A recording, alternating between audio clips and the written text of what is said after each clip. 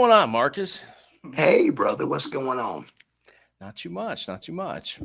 All right. So we are on here live tonight. We've got a giveaway tonight, which we're going to do on the second hour of the show. We're going to do 8 to 9. We'll do a typical Q&A style like we always do. But then we're giving away a whole HVAC system about 9:15 tonight, which I'm really excited about. It's going to be really cool. I'm very excited about it. And you have a show coming up that you wanted to promote as well. When was this? This was May 4th? May 3rd. May 3rd. May 3rd, but it's the 4th annual. That's right. I got 4th right in front of me. 4th annual. Fourth annual Sandra Lee car show. This guy really loves the cars, and it's at the fairgrounds at East Moline, Illinois, and it benefits autism. Man, that's a big deal. You know, we heard a thing on the news the other day where, and I'd be lying if I told you the breakdown, but it was astronomical on how many kids now have some form of autism compared to like 10 years ago.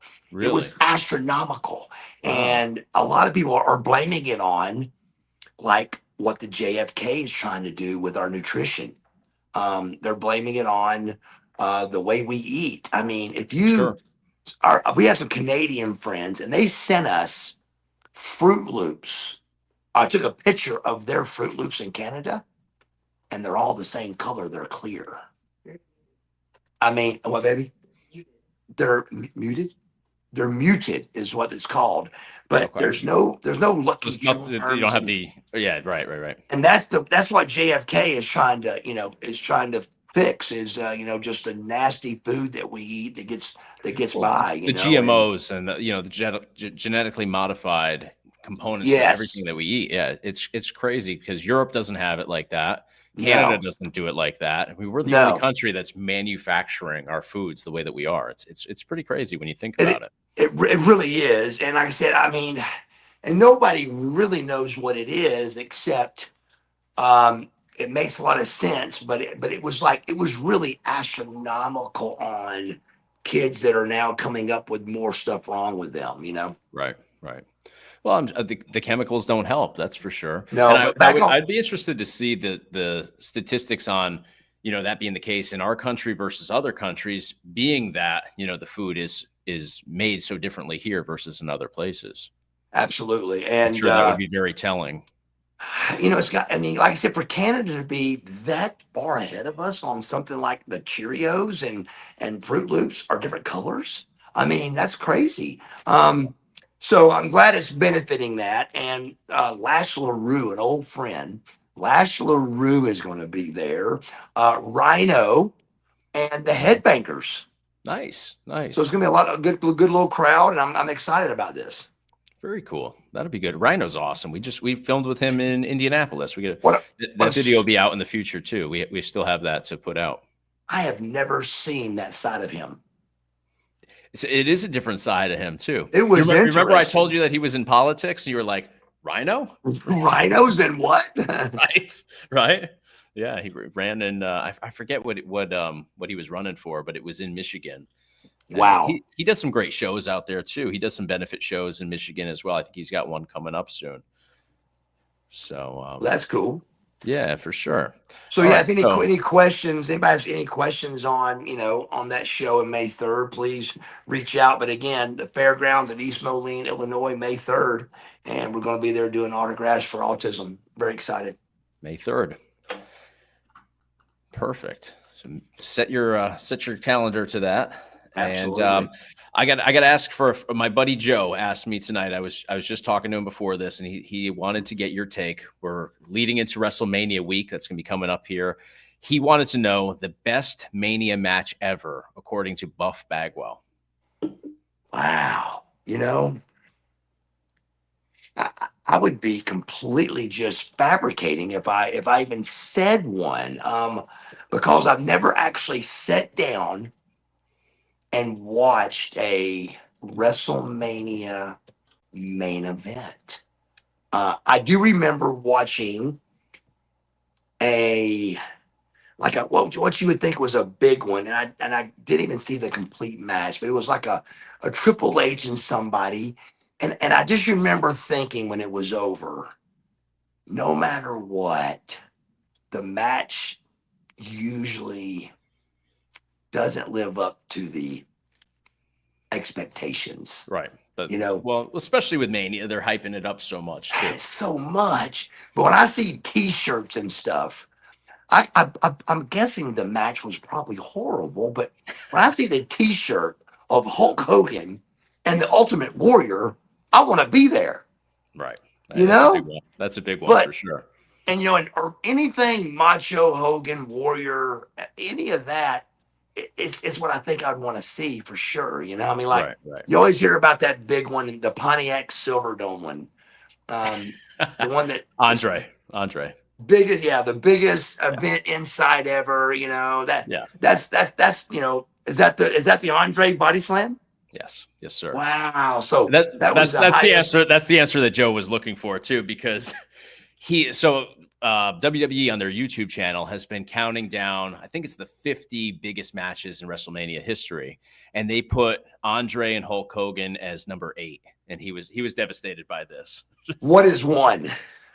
We're not there yet, so I think we're down to. I think they've only done up to. They're counting down backwards, so they've started at 50. They're down to like 8 or 7 right now. So by the time Mania kicks off, they'll be at the number 1 match. But for me, I would have thought it would have been Andre and Hogan as number 1, or as you said, Ultimate Warrior and Hogan as number 1. But both of those have already been picked. So I guess we're in a different era of wrestling.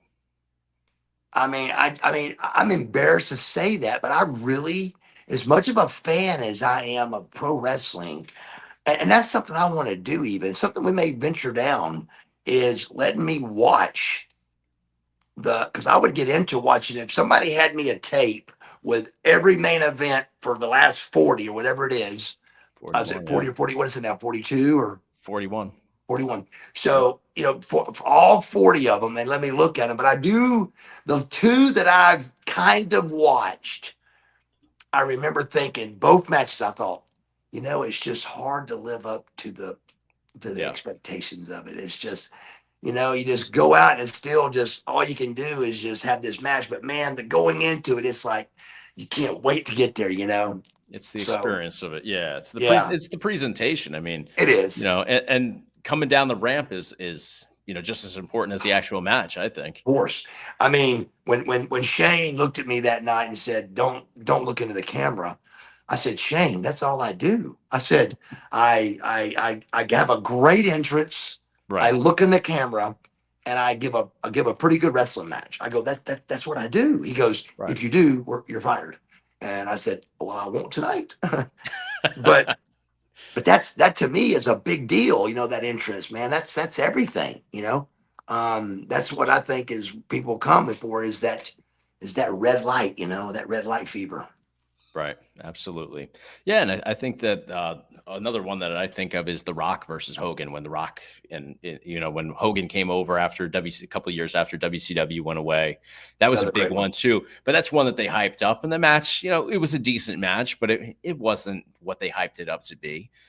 So it's, it's that whole thing, living up to the expectation, as you said. It is. And it's hard, man. You got something as big as Hulk Hogan and something on paper as Hulk Hogan and something on paper as big as the Ultimate Warrior. I mean, it's really hard to live up by locking up. It just instantly it goes, how are they going to make this cool? It's tough. It's not easy. It's not easy, Right. And from a wrestling historian here, we have a $2 super chat. Why were Buff Bagwell and La Parka a tag team in WCW?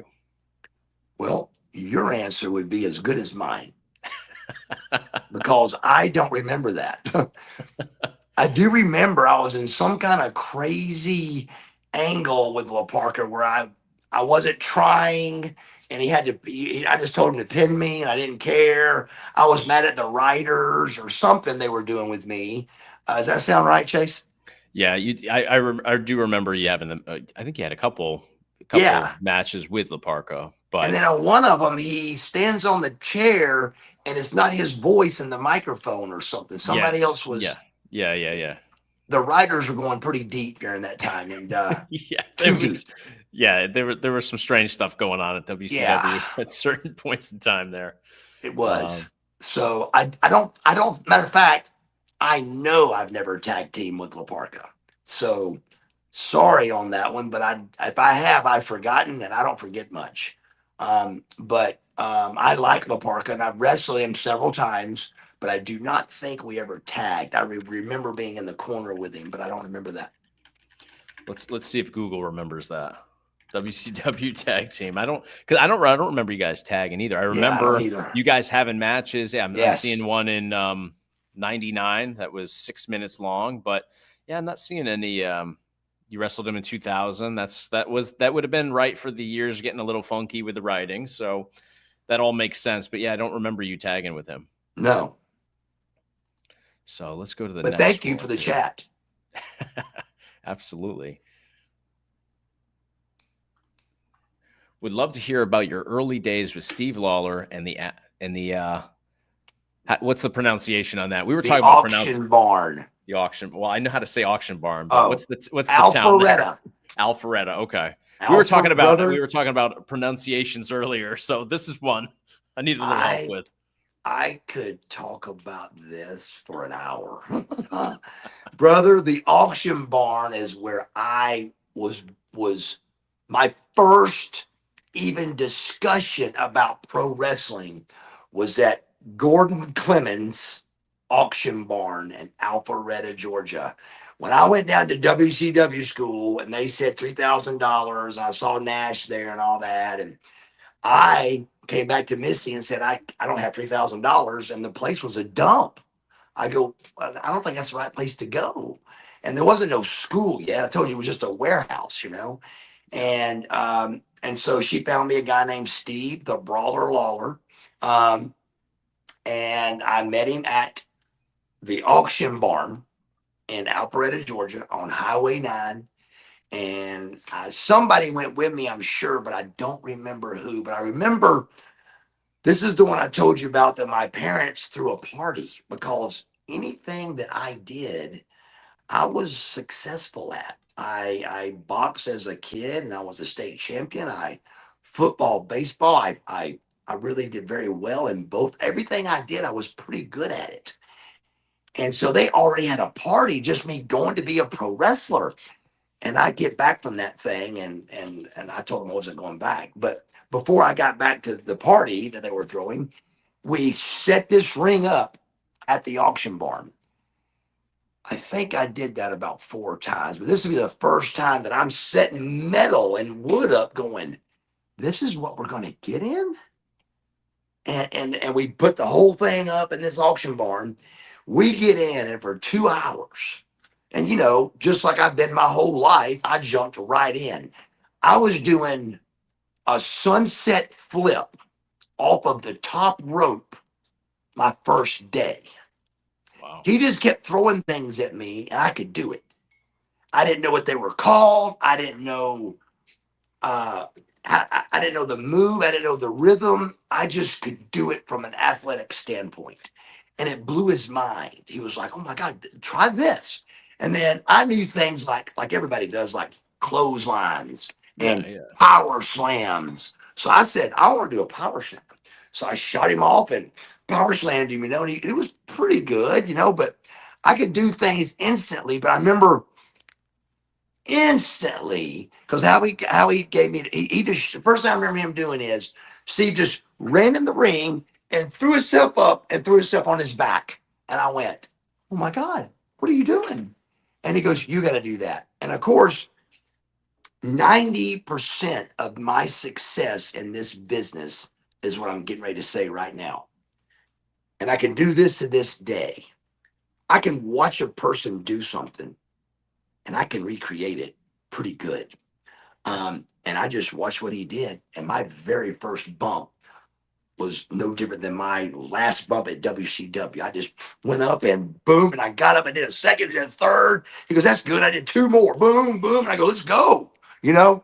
And I dove all the way in like that. And then we had to tear that ring down. And I remember, and it's not vivid, which is rare for me, but I remember on the way home going, "I'm never coming back to this." There was no part. And here's why.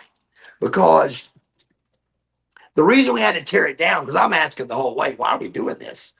The reason we got to tear it down is because that building was an auction barn that was open all week long, and they would pull a black curtain around where all the stuff was and put about 30 chairs out with a wrestling ring, and that was North Georgia Wrestling. Fabulous Fabian was born.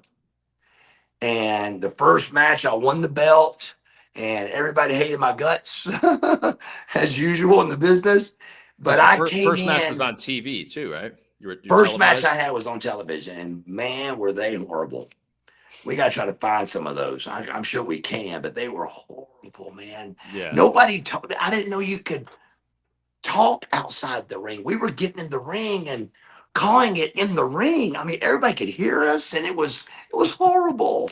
And this is when kayfabe, brother, was huge. You know, right. Nobody so you're really talked trying to about protect the business at that trying point. to protect the business, and we're trying to call it and shoot each other off, and not knowing what was going on. It was mayhem. But that was the auction barn, and little did I know right there just how weird this life is. 2 miles away was Steve Borden. Really? His house in Atlanta, Georgia, his address was Alpharetta, Georgia. 2 miles from the auction barn. When I told him that story, he was like, "You're kidding me." I said, "No, this is where I started, this little building right here. And it's a little barn." Wow. It's not there anymore. Stacy gets nails or something done out that way. And I'm not quite sure. It's one of two roads, but it's a Chevron or a QT. That's one or the other. I gotcha. Great memories, brother. Great memories on that one. There you go. Now, Sean Moody here says he'll be seeing you in Decatur, Illinois this weekend. Oh, cool. I love it. That's good. You've been to Decatur before. I feel like that's one you've been to while we've been doing the podcast too. You know, back to my memory, it's not as good as it used to be, but I feel like I've been to Chicago a couple of times. That O'Hara thing, Midway O'Hara things had a little bit of trouble with it even. So it's been a couple of times. Sounds familiar to me. Yeah. And I think it is Decatur I've done. So the contest, we actually did a video we mentioned this on our last live stream a couple weeks ago for the giveaway of the HVAC system. You have to be in Alabama, you have to be in Florida, Georgia, and is it South Carolina was the other one? South Carolina, Georgia, Florida, right, Alabama. So we've already closed off, we already got all of our entries in. The whole thing is you have to send us an email if you if you are in need and you're in one of those states, and then send us a video, tell us why you're the, you're our best choice for giving this away. So we've already closed this one that will be given away tonight, but we will be doing it in the future. So and I want to go down on the record knowing that this is for May. So we're giving another one away in April. And we're going to do that once a month. March, right? I mean, excuse me. Yeah, March. What I say? May. My calendar's been crazy lately. So yeah, sorry about that. No worries. I had the we were just talking about dates in May, so I got you. Yeah, so March, this is for March, and we're going to do another giveaway. March. So please, if you're in one of those states and somebody that's in need, you got to send the video, 30 seconds to a minute video for us. And you just send it to Marcus Buck Bagwell, YT@gmail.com. And the YT is for YouTube. So the difference. Right. And send a video and we'll choose it from there. And so please do that. And we've selected a winner for tonight, but we're going to talk about that a little later, but please, this is huge, guys. This is gigantic. May Heating and Air is astronomically stepping out here in a way that, I mean, anybody that was watching last week live or 2 weeks ago, he called Stacy as we were doing the live stream and told me this. And then he said, "We're going to do it every month." And I'm like, y'all heard it right here. So here it is, brother. And I love the hat. Right. May Heating and Air. There you go. And it's a great story behind the name too. 5th generation of their entire family's initials are MAY. I love that. I love that story. That's tough to keep going that many generations. And it really is. And to have it fit like that. Mike, Youngener. Youngener. I've been saying it wrong, and so he had to call me, correct me. It's Michael Youngener. Youngener. Got it. Because you thought it was Youngier, right? Youngier, but it's actually. I remember that. Yeah. Yeah, but I got it. It's kind of hard to say. It is. Youngener. Youngener. Got it. Youngener. It's almost like you're younger than somebody else. So for Rizzo, 529 here, $5 super chat. I remember seeing Buff and NWO in Fort Wayne, Indiana for the death of Goldberg early 2000s. So this would have been New Blood, I think, right? Well, this would have been. Or would this have been? Is this New Blood or is this the ones you don't remember being a part of? I think, well, me and Lex is who beat Goldberg. I beat Goldberg, right. But it was me and Lex tagging, and then me and Lex buried him. I think that's the night he's talking about. But right. I remember Flair was out there, so I think it was the Magnificent Seven. Magnificent Seven, that's right. So it would have been right. And you're hazy on those. That's what we need to go back and forget WrestleMania. We got to go back and watch that. Yeah. But I remember having suits on and, and burying Goldberg the visual that. of that. Yeah. Yeah. And I remember Eric was back, booking, because anytime you saw WCW guys winning and looking good, Eric was on the pin. And if you saw WWF guys, then it was Russo that had the pin. Right. But this was when they were both kind of side by side with that position, right? Because it wasn't very long that they were doing that together. It was only, I feel like it was only a couple months, right? Yeah, it was only a couple. Right. From D-Tech Computer Repair, I remember seeing Buff down in Columbus, Georgia. Wow, that's another great one, because that was one of our big TV places. So I think it was the Municipal Auditorium is what it was called. And that was a bunch of great matches we would do in Columbus, Georgia. That would be our place we would go for our TV taping for like 4 weeks. You go down and you had four different weeks, and you wrestled a couple of them, if not all of them, and it was just a great memories there at that. And what happened at that area was when the Olympics came in, they did a bunch of ball fields and stuff right there, and that building is not there anymore because of all that. Okay, so this was the 96 Olympics that was in Atlanta? Was that when it was, 96? I think so. I think that's what it was. I thought it was like could be wrong. Earlier. Yeah, because it was the summer. It was summer Olympics, so it would have been because 96. Yeah, because I remember they had like softball fields and all kind of Olympic. I don't think Olympics was softball, but they had a bunch of those kind of fields getting ready for the Summer Olympics. Okay, makes sense. And then Sergeant James here said, I saw Buff years ago in a barn in Boaz, Alabama. Is that Boaz, Alabama? Boaz, Alabama. Boaz, okay. Man, these people, you guys are bringing it tonight, brother. Hey, this is another 10-year-long story. This is Boaz, Alabama. The Hammer, Mickey Henry, was the owner of this place, and they ran every Friday night. It was complete mayhem, but Lex Luger, I have went to that building and that barn with Lex Luger, and I'm telling you, when you hear the old saying, they were hanging from the rafters. Well, let me tell you, brother, they were hanging from the rafters. If they could get in, if the fire marshal would have drove by, it'd have been a big fine. I mean, there was people on the wall. I'm not kidding. It was incredible. But me and Lex wrestled there several times with good old Mickey Henry. And it was a good place to be because he had Friday nights. So any Friday that I was off, which was a lot, I would be in Boaz, Alabama. And this is during WCW? No. Okay. This is matter of fact. After you're talking about. Matter of fact, this is my very one of for sure, one of the first 5 independent shots I did. Okay. Oh wow. Mickey Henry got in touch with me, and I remember him asking me, did I want my own locker room? And I said, no. Let me Let me get there and check everything out. But I do not want my locker room. When I got there, there wasn't a locker room. We were in a Well, it's a good thing barn. you didn't need one then.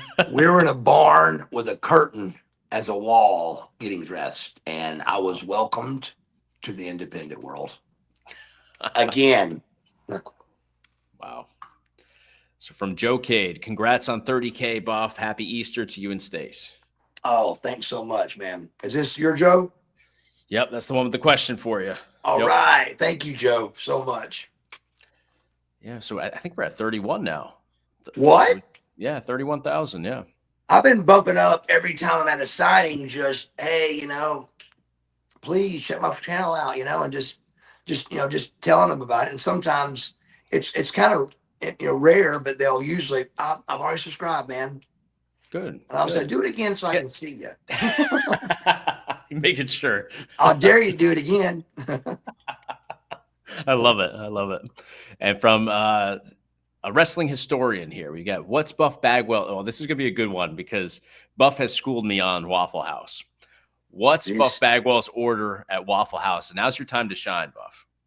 This is, man, I'm telling you the questions tonight. They're good and they're different. We get the same one. What was it like to break your neck in 98? I mean, y'all guys are bringing it. So good I have an order for everywhere I eat. McDonald's, Burger King, Arby's, Chili's, Longhorn. For traveling the world, Steak and Shake, somebody name a place, name somewhere, send it to me. And I'm telling you, I've got I never look at a menu when I go anywhere. I know what I want before I go. My order from Waffle House for a long time was 10 egg whites. I would get steamed hash browns before I knew about carb. This was just Buff Bagwell trying to get big and be a pro wrestler. It was 10 egg whites, steamed hash brown, dry wheat toast, orange juice, apple juice, both. And I would get a sausage, egg, and cheese sandwich for like a little snack when it was over. That was my meal at 260 and me trying to be big pro wrestler Marcus Bagwell. And then I learned about carbs and it changed. My diet, the order went from that to 6 days a week at Waffle House would be 10 egg whites, no hash browns, no toast, sliced tomato, and a grilled chicken breast. My order today is switched. I got a new order. It's 5 whole eggs. 5 times 6 is 30. I mean, 5 times 6 is 30. Then I get a double cheeseburger, a double bacon cheeseburger with no bread on the plate. And I eat a double cheeseburger, but with a fork and knife and the lettuce. I do a lettuce, tomato, pickle, the meat, and I take a bite. So every bite is like the most perfect bite of a cheeseburger ever. My mouth's watering. I know, we're getting hungry now. I'm starving. So yeah, Waffle House. And by the way, without Waffle Houses, a lot of guys couldn't, but we could not have survived. Me and Lex were such all the time. We were such on our diet that if we were in a place where there was no Waffle House, we'd order the Marriott at 10 o'clock. We'd tell them the order and they would order it at 10. And by the time we got to the room after Nitro at 12:30 a.m., it's all cold and horrible. Right. But that was our last meal, cold. And we didn't care, but because we're eating healthy, But Waffle House has saved our life. Yeah, always open, so it's easy. It's convenient. Yeah, but they have something for everybody. And tell us about the Waffle House menu because this is what you taught me with Waffle House. So next time you go to Waffle House, look at the waiter and say, "Can I please have the big menu?" They will not hesitate. If they do, just repeat it. I want the big menu. I've never had to repeat it once. They'll bring you this giant menu that's got the things on it that you never knew, like T-bone steaks, and they got a whole nother thing that they go by on their ordering. And I learned this a couple years ago, but it's called the Big Menu, and it gives you much more variety of what's on their menu instead of that one little thing you order off of. And it's very much a big menu. I mean, it's a sheet. It's a double-sided. Double-sided. Double-sided. It's got like poultry, vegetables, and it's a big list everywhere, you know. Right. It's like a buffet list. You know, it's insane. We were in, where were we? I think Ohio when you pulled that out, and I think we were with Barnabas. Yes. Who was driving us at the time. You blew his mind with that. You know, he was looking at you like you were full of it, and sure enough, they come over with this. It was like one of those like old scrolls that they pull out. It really is. It's like the old days. Right. Hey, ye old family. Exactly. Massive menu. So got to check that out. It's the big menu. Yep, the big menu. Waffle House. But you always have good taste in food though. Longhorn. What how do you do your steak? The fire. So I always forget the way it's phrased. So there's a thing they told me about at one time, and it's been on their menu for a year, but it's on a salad, and it's called seven peppers. 7 peppers, that's right. And it's just it's not spicy, but it's seven pepper pepper seasoning. Flavor. Yeah, 7 pepper seasoning. It's just like a lot of pepper, like black pepper, but it really was made to kind of go on. Well, it was made on this. It comes on the steak. It's called 7 pepper steak salad.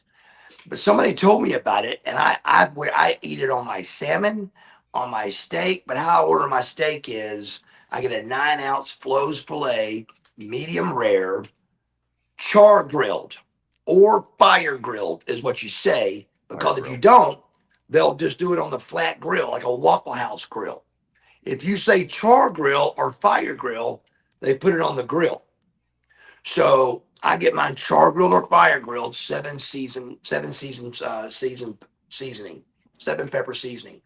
And that's how I order it. It's good on salmon. That 7 peppers is good on chicken, steak, or fish. It's incredible. And you try it one day, you may not like it, but I really do enjoy it. And that's how I eat every one of my steaks now.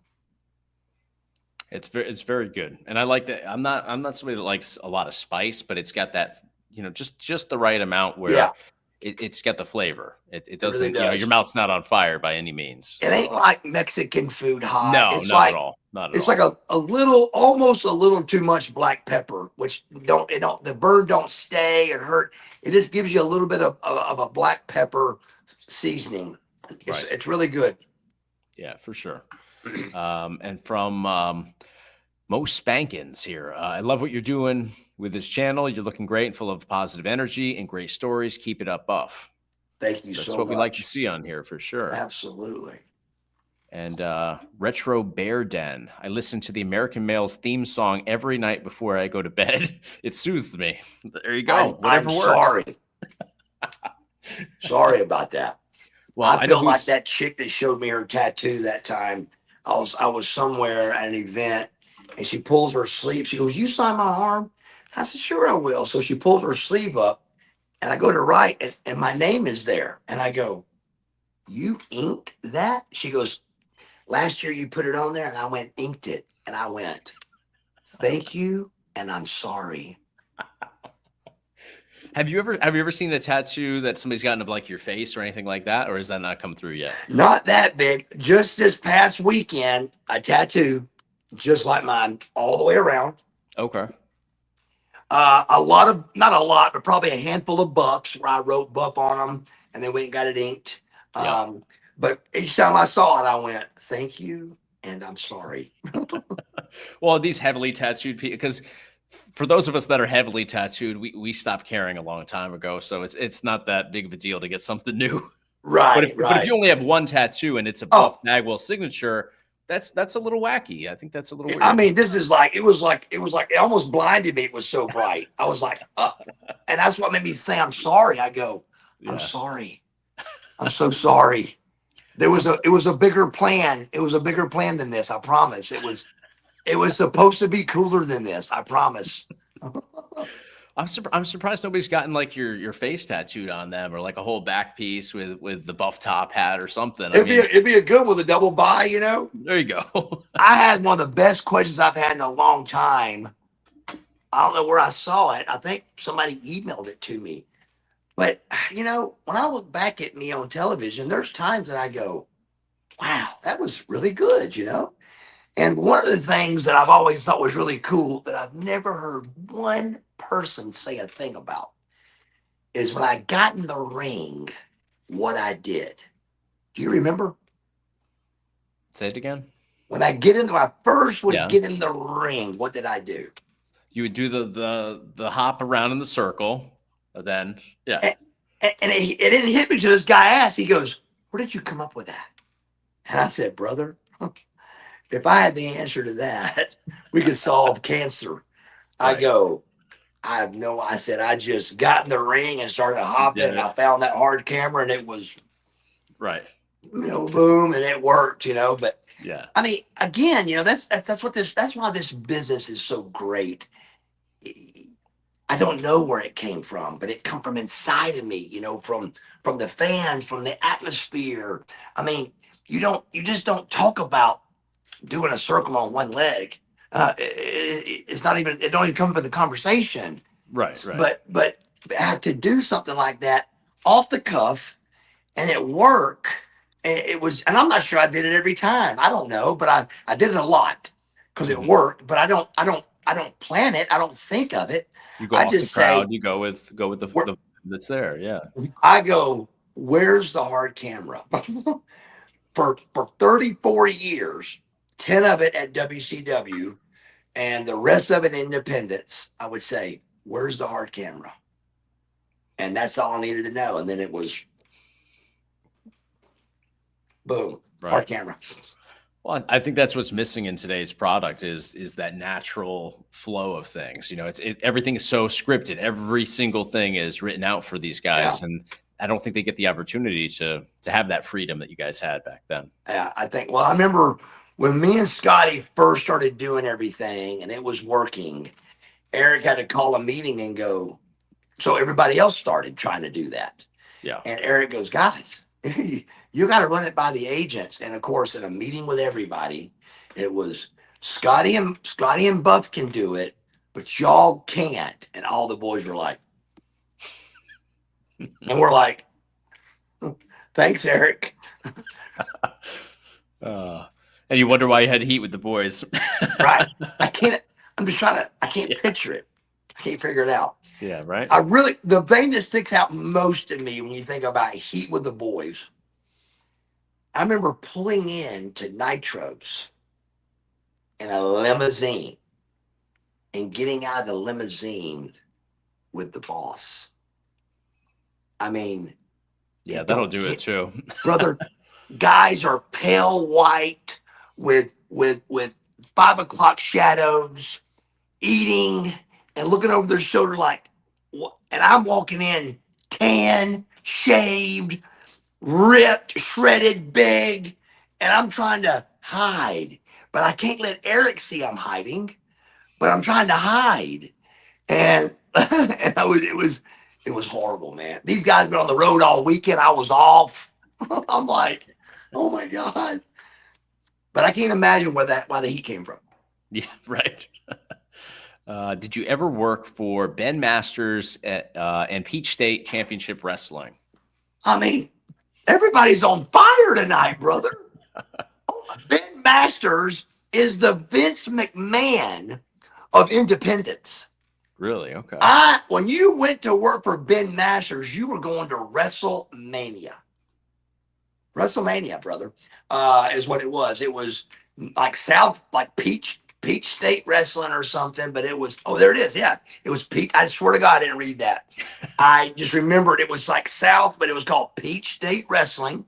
And Yep. Ben Masters, buddy, that's where I first learned about like gimmicks.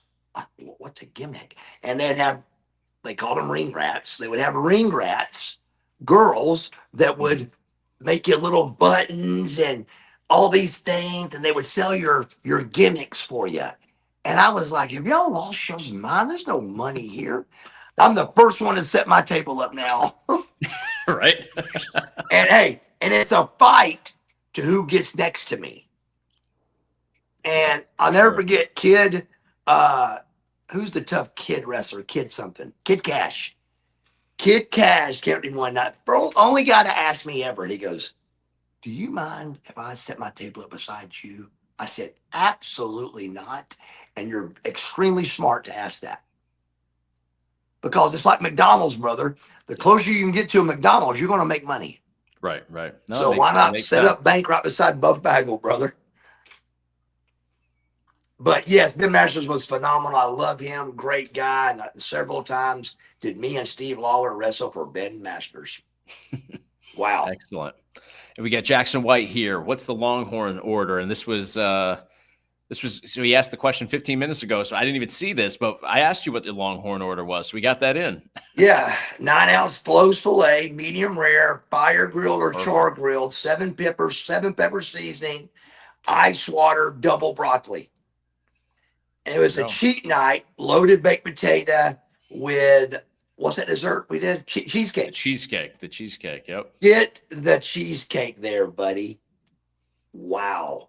Very good. I have not had the cheesecake since Indianapolis. I'm trying to stay away. We had it, that was we were starving that night. We did.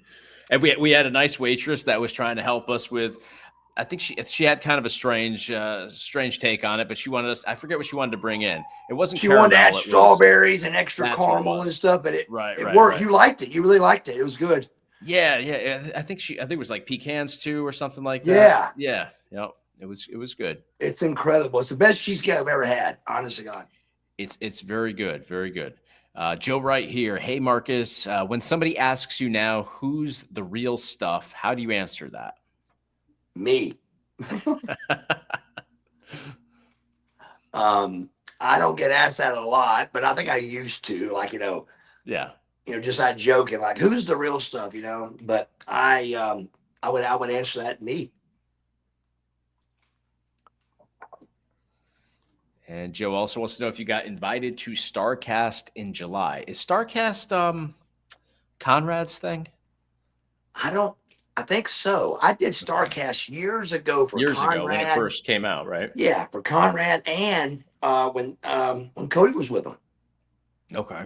It was Conrad and Cody.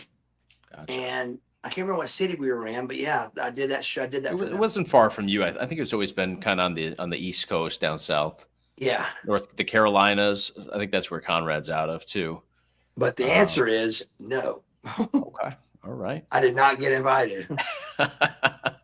And Retro Bear Den, the Buff Blockbuster is one of the coolest finishing moves of all time. I have to agree with that one. Thank you, brother. Coming up with that thing, you don't ever think that it's going to be used several years later. And it really does make me feel good. Just to see the boys doing it and them calling it the name that, we came up with, and Disco thought of the name, but it still was my name of my move. And It was the Blockbuster, and it was the Buff Blockbuster. And so it's really cool to see the guys use it a lot. I saw a girls match that used it the other night. Yep. I've seen it with a few girls matches over the last year or so. Man, that girl roster for NXT is something else. We're in for it with that. Yeah, I think the roster in WWE with the women is better than the men right now, for sure. When it showed just the locker room, it was much stronger than the men. Yeah, I agree. I definitely agree. And I saw one here I wanted to pull up from Devin. Hey, Buff, I hope you're good. Just want to know if you don't mind answering, what do you normally charge for a combo at a signing? It's according to where I'm at, brother. If it's a smaller show, then I don't really have a combo or a deal. I just kind of do like, for $20, I'll do several that are free, bro. I just fill it out and I want people to have a good time. And there's times that they'll come up and I'll interrupt Stacy and be like, hey, it's just $20 or, I can see they can't quite afford it and you still get that every once in a while. You get that. You're charging with my own phone. And at that junction, you got to know how to handle that. You could lose a fan. I think a lot of people don't see the bigger picture. you didn't just, stumble upon the venue. You had to fly to the venue. There's a lot of costs behind the scenes. I mean, even with YouTube, there's costs involved that I just, people don't see, what They goes don't. into anything. They have their perspective, and sometimes they don't really look from the other side of things.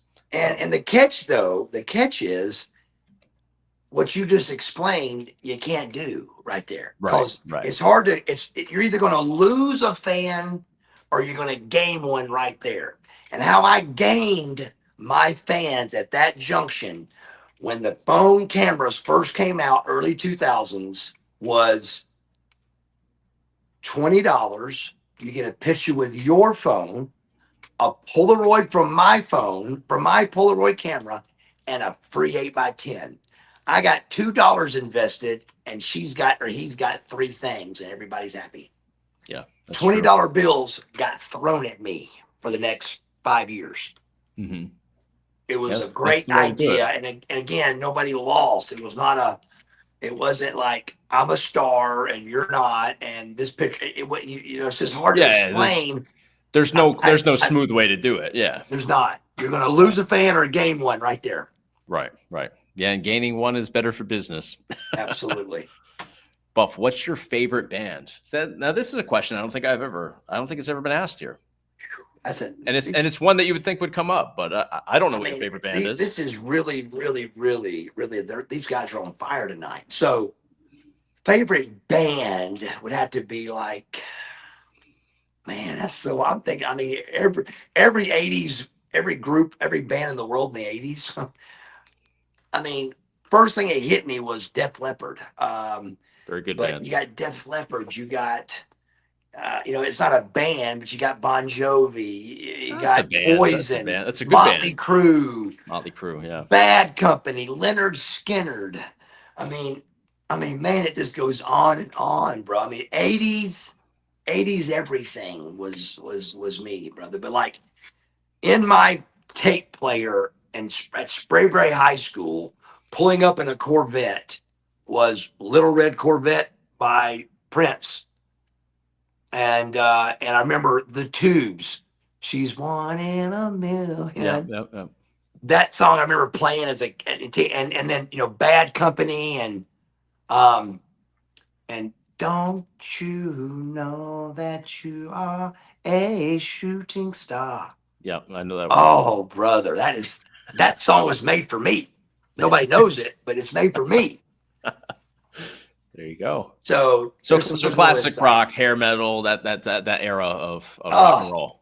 Anything 80s, man. I mean, Joan Jett, unbelievable. Very good. Very good. Heart, I love them all. Heart's good. Incredible. Would you ever get another tattoo? That's a great question. If I could go, what is that? What's funny? She looked at me like knowing that I don't. She's such a germaphobe. She'd be scared to death that I would get some kind of disease from the needle. If I could go tomorrow and just put a sleeve on, I would. But it's overwhelming to think what I would put on it. Send me some suggestions. I mean, I really want some other tattoo. The only thing I can think of that I would really do that I could think of that what I think is cool and different was I would want to put. My father swore that we were supposed to be cowboys. The Bagwells were going to be like when you watch Yellowstone. That way, my father was, with it enough to really understand that show and watch it and still alive. That was us. That he wanted to be rich ranchers, and he feels like we missed our calling as cowboys. So I would have a holster, a gunfighter's holster, tattooed on my body with the drawstring that ties on your leg, and not 2 guns, but just one, with the bullets around your waist. That's the only tattoo that I get excited about thinking about having. That's a cool one. Nobody can see it, just you, but it just to me would be something that I would want to see on my body. There you go. That would be an interesting one for sure. Yeah. Now, I think we could say this on here. We found the footage of you getting your hand tattoo. No, it was the hand tattoo. That's right. So we're going to put that on the channel at some point. Good. And you were with Rick Steiner when you got that. Yes. Now, They closed that shop down that day to film. That's what I was going to ask you. Okay. Is that shop still open today? I don't think so. That was on Canton Highway right there. I don't think so. Okay. Yes, because this would have been what, 21 years ago, something like that, 22 years ago. I mean, it was after WWE, right? Oh yeah, it was 2000, early 2000s. 5, 6. Perfect. Yeah, we'll definitely put that out, I think, and it's a good video because during the tattoo you're telling stories. It's a very, very good video. It's a lucky find for sure. Have you saw a Corvette burn out in those videos? Yes, I have. Have you? Yes, I have. Is it any good? Yes. It's pretty good. There's some good stuff in those videos. The Harley ride? I don't think I got to the Harley ride yet. Same day did the Corvette burnout. We did Harley ride. That's gonna be on the next tape. Yeah, because these are all VHS tapes for everybody that's listening. So we're basically turning them into something that we could put on YouTube because the VHS doesn't quite slide into the computer. So we got to go through everything and do all the editing. But there's some really cool stuff that he was able to find. Now, where was everything? In your garage? My father's attic. Wow.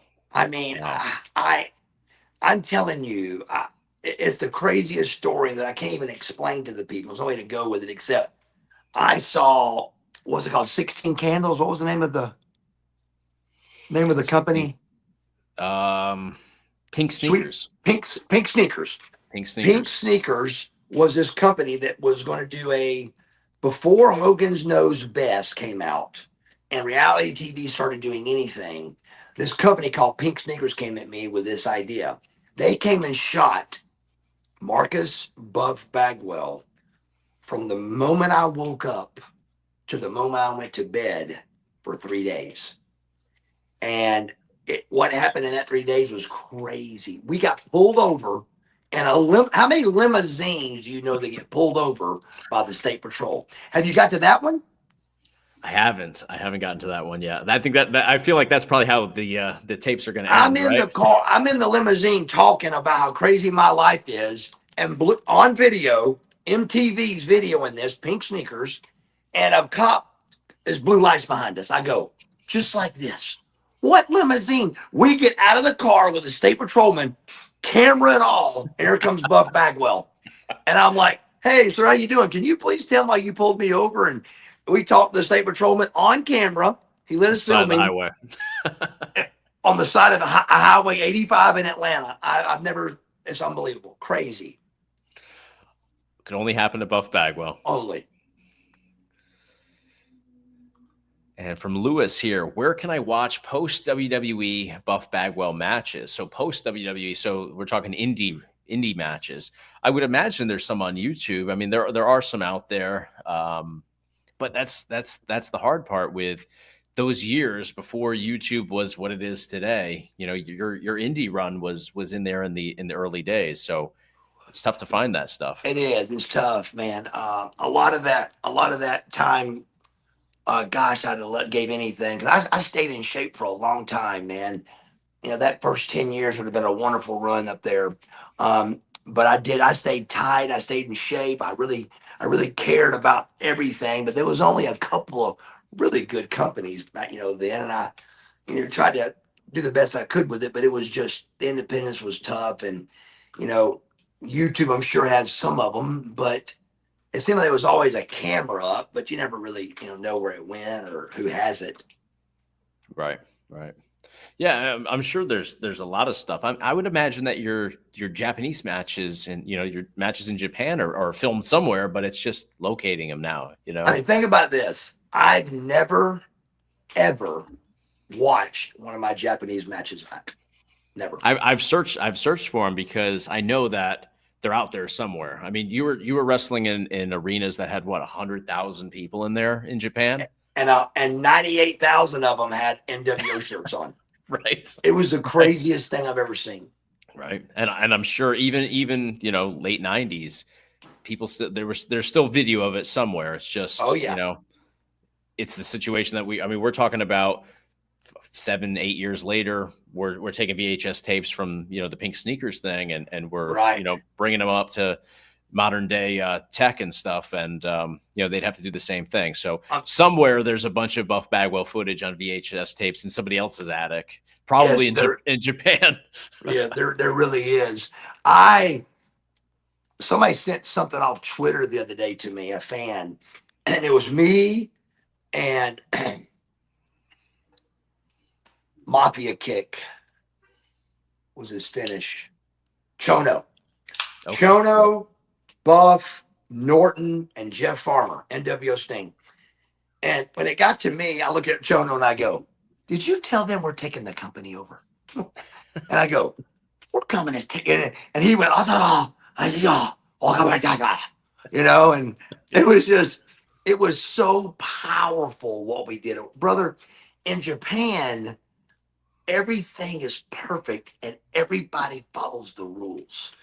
And we walk in and broke every rule there was, and it blew their minds. When I got a can of spray paint out and sprayed over this thing that had never been touched except with something clean and trying to clean it, I thought that the building was going to like cave in. I mean, it was crazy what we did there. And it really did work. That NWO thing, man, think about how big it was here. It was 10 times bigger there. Wow. I beat Lex Luger in Japan, and I remember apologizing to him. And he goes, "Why are you apologizing to me?" I said, "Lex, don't play like that. You don't want to put me over here, brother." And he's like, "Oh, we're good, but I said, "Sorry, man," but we were big over there, man. It was a big deal, but it just was it reminded me of a lot of really cool stuff we did over there.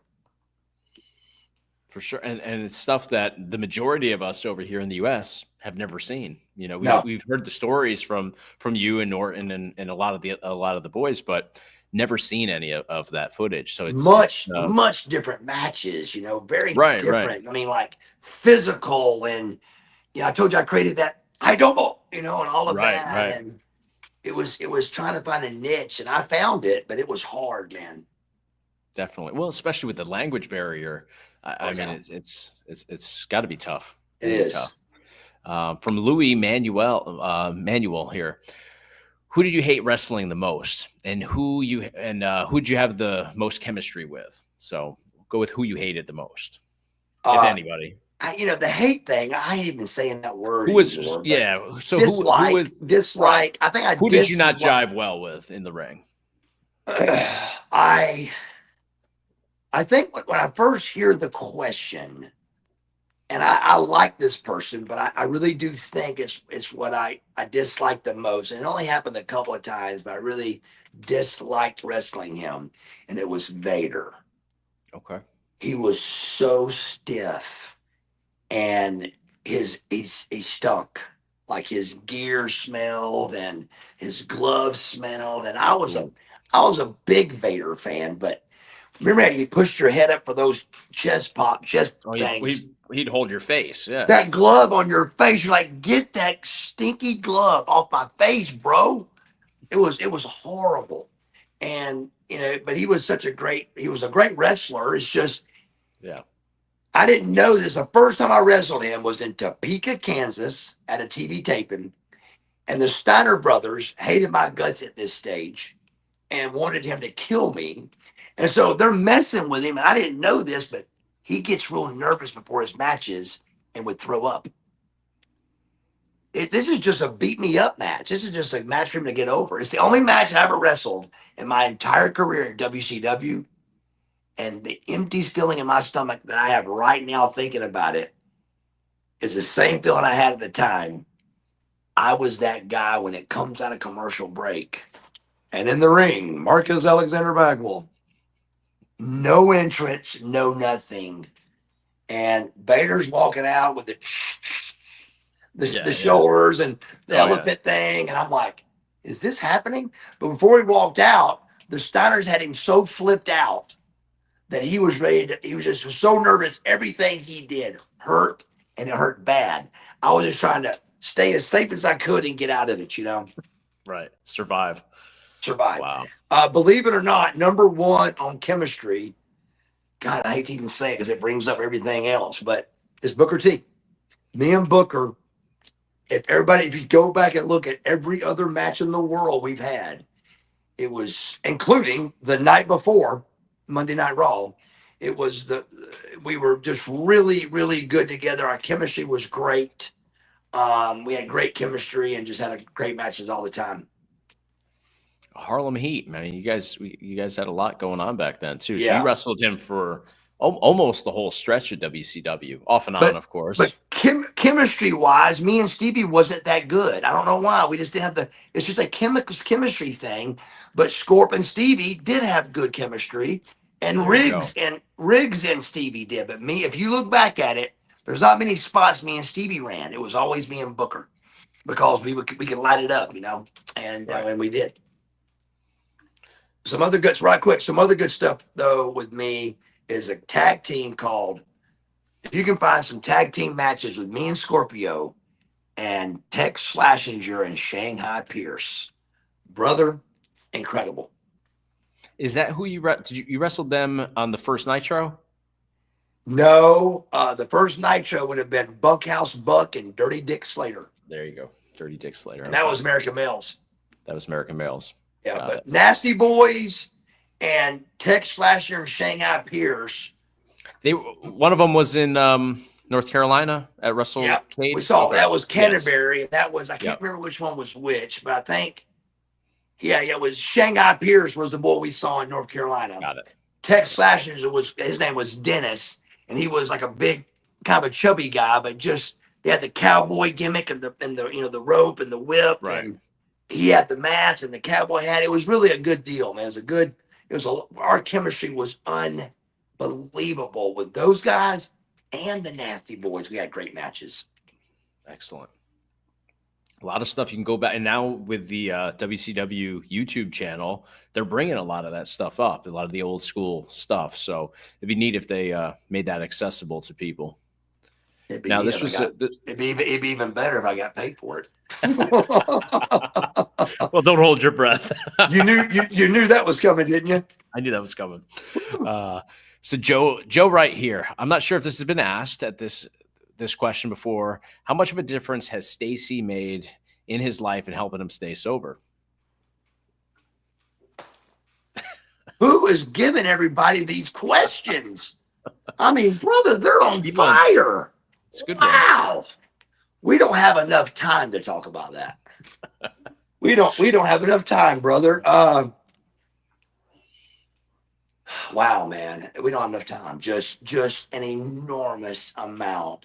Stacy Brown is the best human being on the planet, in my opinion.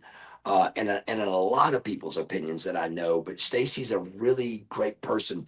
I've never started any relationship I've ever had off with that. It wasn't number one to me because I think everybody's is always looks.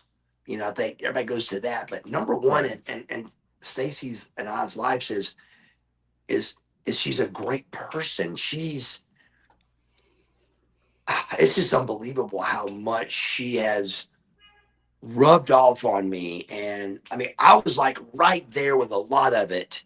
And she just showed me the way to God, to loving, to being a better person, to just being a better human being, from being around Stacy. Anybody that's around Stacy just succeeds or does better because you're just in a better place with everything. She's very good at life. She's a good mother. She's a good person. She's a good friend.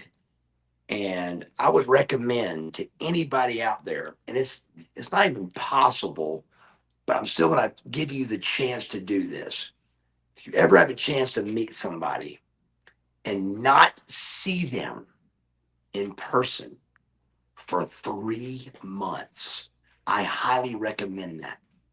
Because in that 3 months, on the phone, without me and Stacy ever seeing each other in 3 months, we fell in love on the phone. We were saying, I love you too, before we hung the phone up. Wow. over the phone. And the problem with that is it's impossible. You're not going to, anybody else, you're going to go see a movie, you're going to get something to eat and some coffee. You're going to do something. But we didn't because she had surgery done. She had her nose fixed and she had some other stuff done when she went in. And when she did, she didn't want me to see her to the point where I thought she was blowing me off. And I finally said, look, if you're not interested, I mean, I was upset. I was like, I'll move on, man. But what's going on? I was upset because she was going other places. And, I think she wasn't like interested, but she would just didn't want me to see her that way. And so I highly recommend that. That's what we did. And we really got to know each other.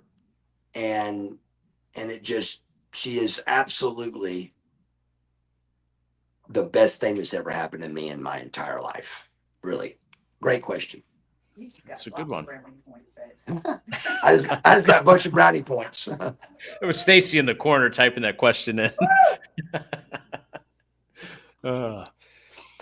All right, so we got Lewis here. Bagwell looks like he could wrestle Braun Breaker.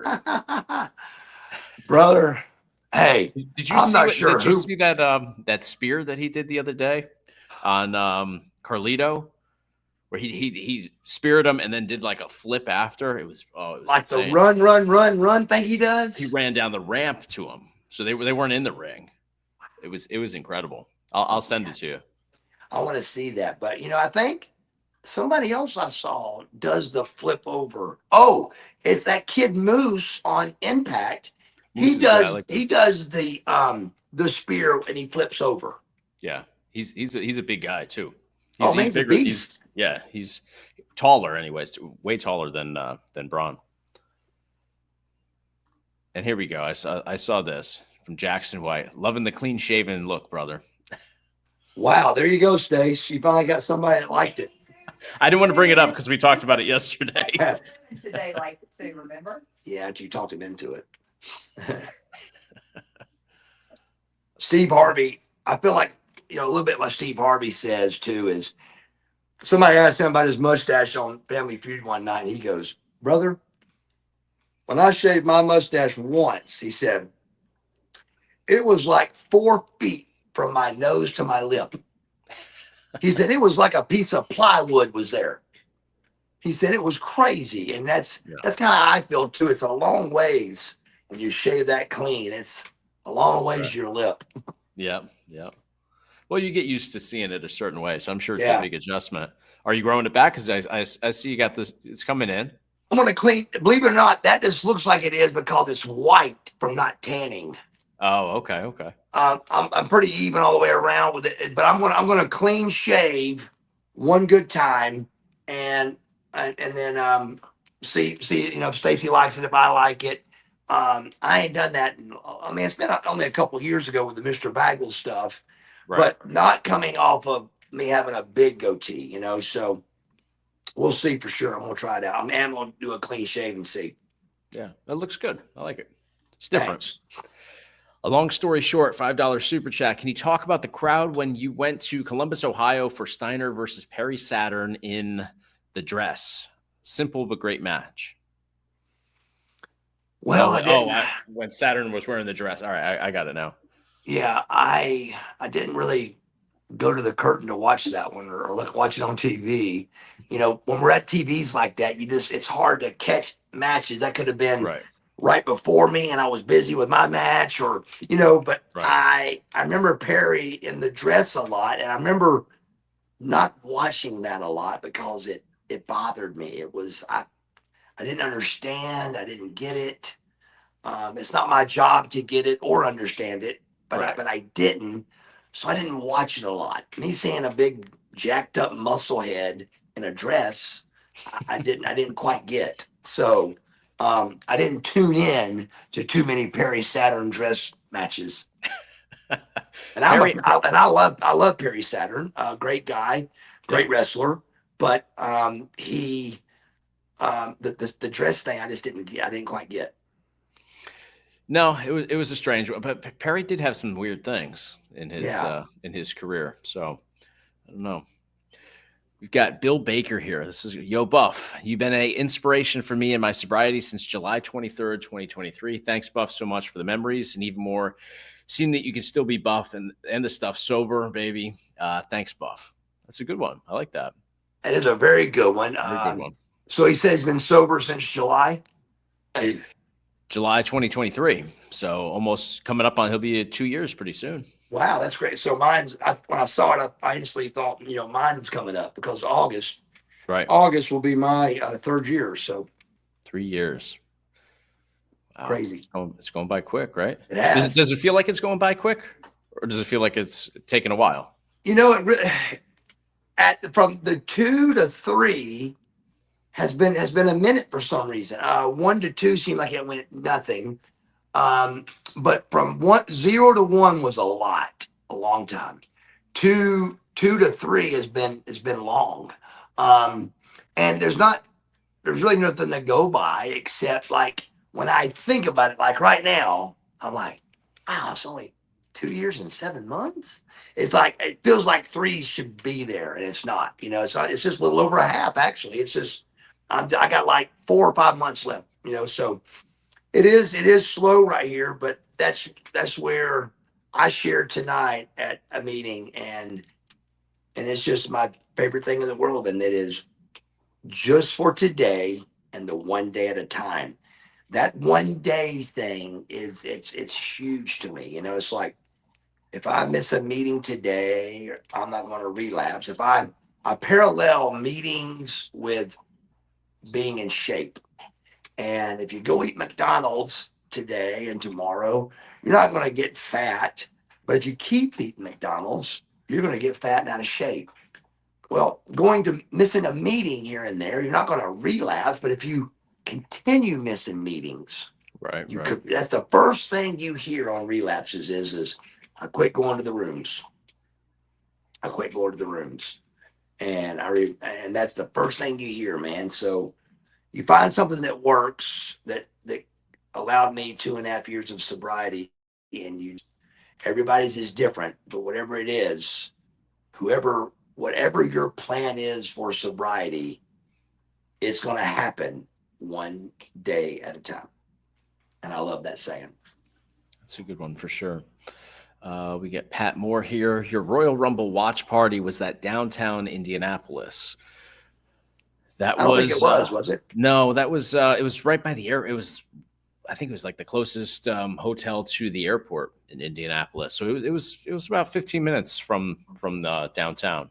Yeah. Yeah. That was crazy.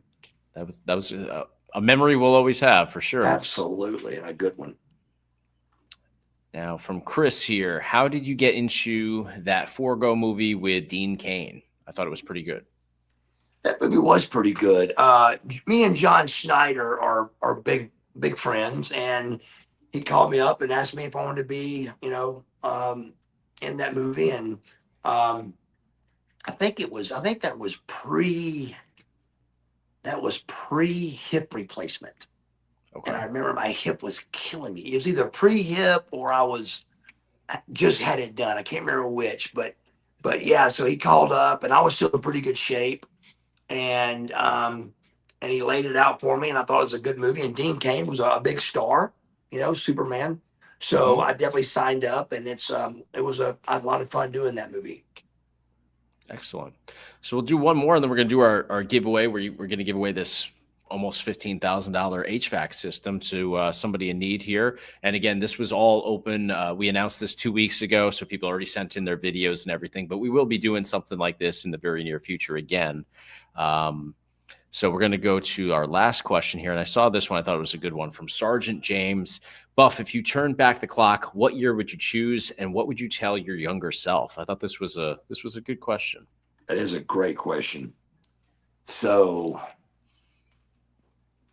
I would turn the year back to, I think 1980. Okay, you're going pretty far back. That 80 to 90 thing, man, was a great ride. maybe even the 70s would have been a little better, late 70s, maybe 78. I got it, 78 to 88. But starting at 78, 8 years old, when I really understood that my parents had money and that was a good thing to have. When I first really understood sports and I remembered it, and I was starting to box and just, I just remember the 80s being wonderful. Um, but my parents went broke in 88, but that run, man, that 78 to 88, being in the Bagwell family was a great place, a great time. And um, it was just a great time to be alive. Um, what would I have done different? I would, man, it's just, that's a tough one too. Wow. It would have been much later, but I would have tried to be more careful with the prescription pills, but it's just almost impossible looking back on it to have told me anything, because for so long it was just like smoking a cigarette. We smoked a cigarette and that was okay. And all of a sudden we were smoking a pack Hmm. and it was out of hand, and it happened. It was over a 5 year spread before it got horrible, but over 5 years it was under control. And, but I didn't realize it, but every day it was getting just a little closer. And it wasn't like it slowly got worse. It just went bam. I mean, it was WWF fired me and it was wham. And off we went on a 20-year run of ugliness. Right. Well, I'm a believer in things happen for a reason, and I think where you are today is a result of that. And I think I mean, we've seen it just in the comments here on this small live stream tonight. We're seeing people that you've inspired. So, it's come full circle, and I'm glad to see that you're with us and doing what you're doing, I am inspiring too. people. And like, even looking down at my leg, I can get extremely depressed very easy. But I really, as soon as I look at it and get a little bit down, it's followed up instantly with, I'm alive and I should not be. Right. Um, and I'm with one of the best people on the planet, Stacy, and my relationship with God. And if I could switch having a perfect leg in the world of addiction, or having no leg and be with Stacy and where I'm at now with the grandchildren and all that, there's no comparison. I choose the no leg and the life I have now. And that's why I'm a big believer in what you said, where everything happens for a reason. For sure. For sure. All right. So I said we were going to do that would be the last question, but I see one here that's piqued my interest. So, Buff, of all the wrestlers that are no longer with us, which guy do you think would have had a really cool YouTube channel? If they were still, That's a great question. it's a good one. It's a good one for sure. It makes you think, because you've lost. I mean, a lot of guys have been are gone way too early. I used to know. I could write down when it was 30 something.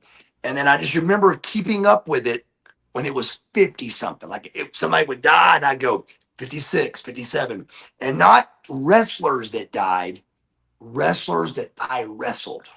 So like Dusty Rhodes isn't on that list. Ultimate Warrior isn't on that list of mine because I didn't wrestle them.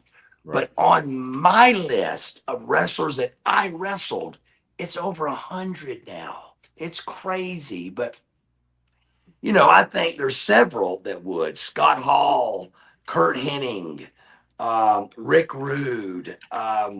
These guys are super charismatic, and these are guys that could definitely have had a great YouTube channel, but I think a lot of guys could have a great one. It's just, do you want to do it? And I think Rude would love it. And I think Scott Hall would love doing it. That's the three that I see: Kurt, Rude, and Hall.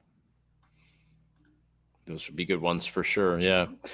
Rick Rude, Kurt Hennig. I mean, you told some Kurt Hennig. I think it was last time we were live on here. You told some great Kurt Hennig stories. I mean, had he not died early, I mean, he would have some phenomenal stories to share with everybody. So that would be a success right there. For Absolutely. sure. he was such a talent, man. He was just one of the best with his words sure. and his moves. Right.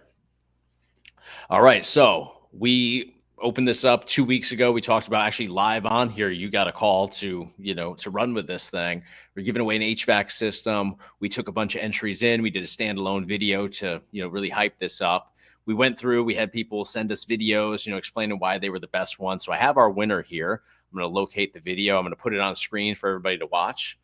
Let's let it rip here. And I will announce the winner, but I want to announce the winner with the video. It's James Nunn, who is in Alabama. Hey, Chase. Hey, Buff.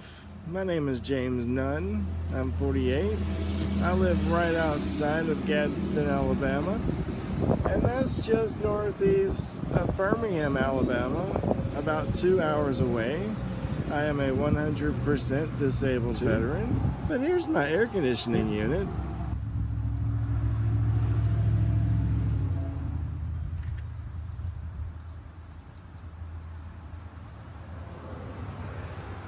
It is the original air conditioning unit and heater unit, whatever you want to call it, a heat pump, I don't know. But it has not worked since 2012.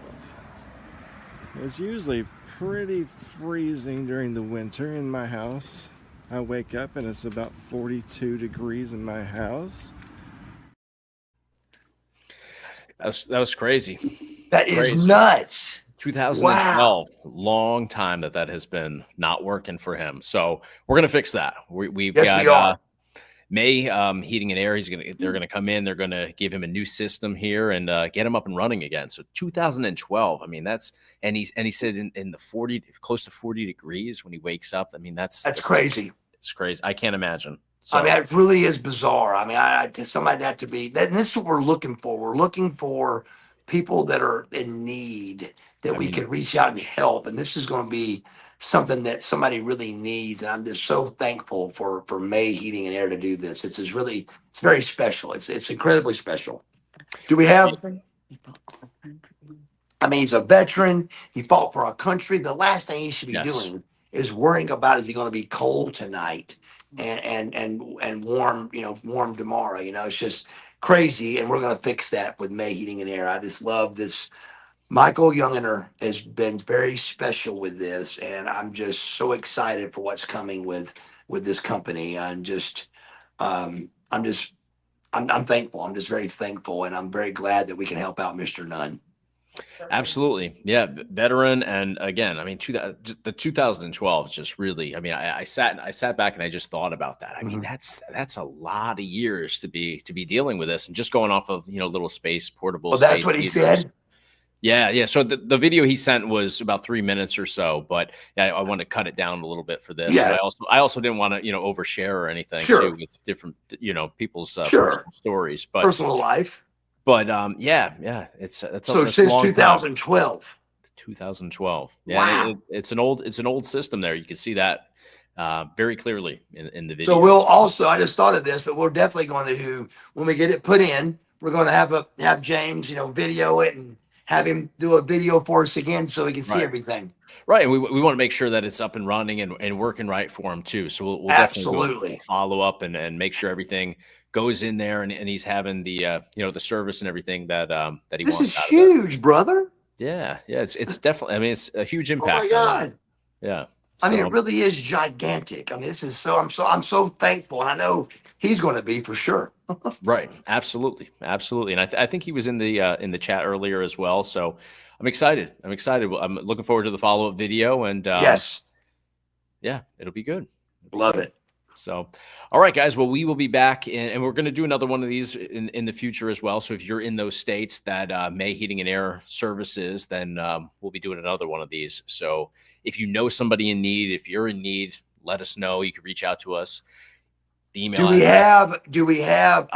Can we put the QR code up for a minute for May Heating and Air again? Let me see if I have that here still. Let's throw that up for a minute. Let everybody see it. I don't have it here on hand right now because I had to put in that video, but let me see if I can go to their website. Let's pull it up if we can for them. Yep. So, yeah. So does that work if you do that, Chase? Let me see. They Does should that be able to, work? yeah, bring it nice and tight there. That should work. They should be able to scan that QR code if they're in those states. But there we go. That's nice and clear, just like that. So scan that. It actually worked on my phone, so perfect. Really? It's a nice tool to have. Yeah, Michael just texted me and said we got him, so we're good to go. Perfect. Very exciting. Excellent. So I'm going to share that information. I'll forward it to you guys. You can forward it on to him, and we'll get the ball Love rolling for James there. So, all right, that's going to do it for tonight, though, guys. Thank you all so much for joining us. Thanks for asking questions. Thanks for supporting the channel. If you know somebody else that's a wrestling fan, be sure to send them a link to this channel. Subscribe. We appreciate you guys so much, and we'll be back in a couple weeks with another episode here. Thank you guys so much.